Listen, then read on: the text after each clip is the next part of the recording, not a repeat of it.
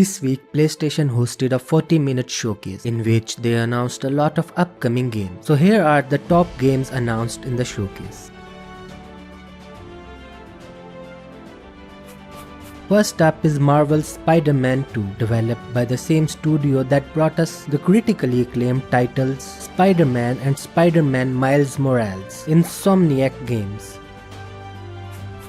Truth be told, the trailer wasn't much of a reveal, but was more of a teaser. The only thing it tells us is that the game will feature both Peter and Miles, who have come together to face the threat of Venom. Additionally, it also shows very brief gameplay where Peter is using the Iron Spider suit and Miles using some electrical powers to take down an enemy, and the game's release date of 2023. In the PlayStation blog, the head of franchises and studio relations at Insomniac Games states that they are working to push the capabilities of the console and craft all new stories for Peter and Miles in this sequel. That's not the only game they are working on. The studio also released a trailer of another Marvel title that they are working on, Wolverine, and again it was only a teaser with even less information. In the blog, it is stated that the inspiration behind this game is that many of the Insomniac team's members are huge fans of the character, and just like Spider-Man, Wolverine also defends people who are less able to do so. The studio states that their goal here is to not only respect the DNA of what makes the character so popular, but also look for opportunities to make it feel fresh and truly reflect the Insomniac spirit. Speaking of Marvel's titles, a new trailer for the Guardians of the Galaxy was also released, which showed Star-Lord in action and a lot of puns. Next up is a hack-and-slash action-adventure game, Project Eve, which seems to be inspired by Bayonetta and Devil May Cry, and is Shift-Up's first console title. The game is set in a not too distant future, where invaders called natives have expelled mankind from Earth after winning the war, and it is up to the protagonist Eve to win back Earth.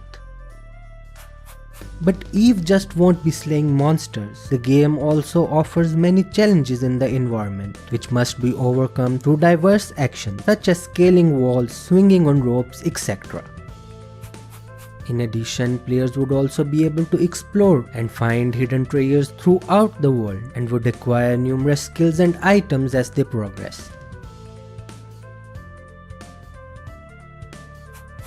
Coming to the combat system, the game shows a fluid dynamics and combo system with Eve having two gauges, Beta and Burst. The Beta gauge can be acquired by parrying and evading in combat, and holds skills such as piercing super armor, sweeping attacks, interrupting enemy combos, etc. While the burst gauge, accumulated through successive parries and combos, lets her activate buffs and powerful attacks.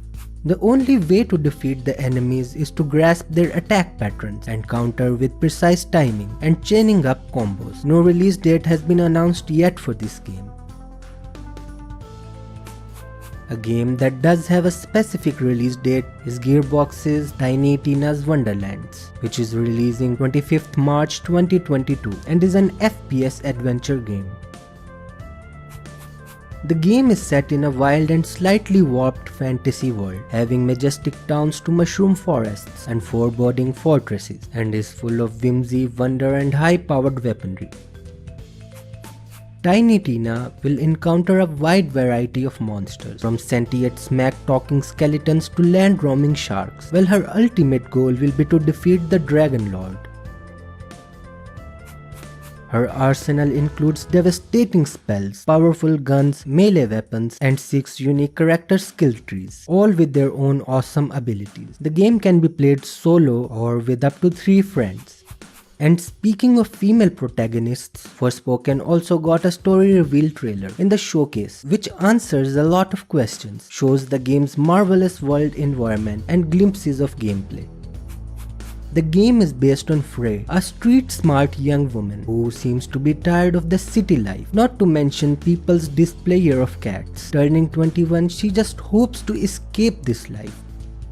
and her wish comes true when she is magically transported to 𝙁𝙑𝙯, a land where fantasies and nightmares are suddenly very real. Additionally, she is given superpowers, courtesy of her cynical companion 𝙃. From the trailer, it seems that her magical powers have something to do with harnessing the power of elements, such as air, fire, water, etc., which we're guessing might be linked to different skill trees, though this is not confirmed. To have a chance of returning home, she'll also have to contend with the 𝙁𝙤𝙧𝙩, who are destructive and twisted matriarchs, having dominion over 𝙁𝙯𝙯. Coming to the traversal methods, it seems that Frey will be able to combine various elements and a grappling hook of some sort to quickly traverse the expansive and breathtaking 𝙁𝙯𝙯. The game's music is being composed by Bear and Gary Shyman from BioShock, so the studio says to keep high expectations. The game is launching next year in spring. Now let's discuss some horror games from the showcase. On the top of the list is Bloodhunt, which is available for PC but is now also coming to PlayStation later this year. Bloodhunt is a free-to-play third-person battle royale game that is set in the Masquerade universe, where rivaling vampire factions are thrown into turmoil after a treacherous betrayal. Moreover, both sides are also being targeted for annihilation by Entity, a secret society. There are 3 clans of vampires having 2 vampiric archetypes that come with their unique set of abilities and powers.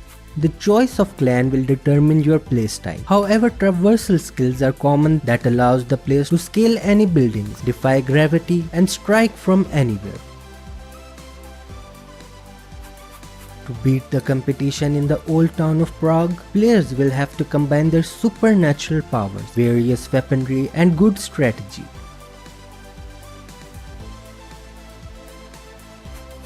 Next up is Bethesda's and Tango's Ghostwire Tokyo, which presents a unique vision of Tokyo, twisted by supernatural presence, having ultra-modern cityscape to traditional temples and iconic landmarks. In the game, Tokyo has been taken over by deadly supernatural forces, perpetrated by a dangerous occultist, causing Tokyo's population to vanish in an instant. The game would let players wield a combination of upgradable elemental powers and ghost hunting skills to combat the supernatural threat and discover the truth. The game is releasing next year. DeathLoop is another horror game that is releasing in just a day or two. The game transports the player into the mysterious island of Black Reef, which is trapped in an endless cycle. As Colt, players must find a way to end this while fighting the island's inhabitants with powerful weapons and abilities, not to mention a powerful assassin who's always tracking him. Players will have to hunt down 8 key targets, the Visionaries, to end this loop, all while learning something new from each cycle and trying different strategies to accomplish the mission. Speaking of horror games, Epic and Radiohead are also working on a project called Kid Amnesia Exhibition, for which a very brief teaser was given, having little information. Coming to the most anticipated game, Ragnarok, the showcase gave a first look at the game, which picks up from the events of the 2018 title. The game will let players travel through all 9 realms, including Vanaheim and Asgard, while facing 2 main antagonists, old ally turned enemy Freya and Thor. In addition, the game will revolve around Kratos and Arceus, forming that special father-son bond, while Kratos tries to protect his son from hard-learned lessons from his own mistakes. The studio says that it is working on developing an even smoother combat system, adding new mythical creatures and making each fight, no matter how brief, rememberable. Apart from this, some worthy mentions of the showcase are Gran Turismo 7, Tom Clancy's Rainbow Six Extraction, Star Wars Knights of the Old Republic remake, and Alan Wake Remaster. That's it for this week. Do let us know which game has you the most excited.